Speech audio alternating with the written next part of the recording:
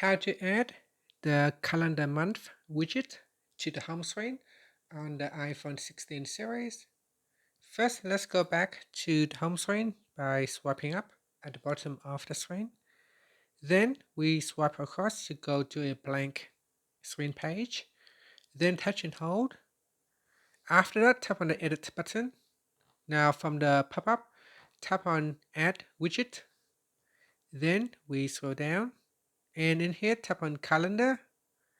Next, we swipe across, and then once you see it say month, now go down to the bottom and tap on the add widget button, and that's it. The widget is now added to the home screen.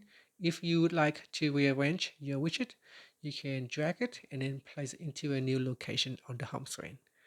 And that's it. That is how you can add the calendar month widget to the home screen on the iPhone 16 series. Thank you for watching this video. Please like and subscribe to my channel for more videos.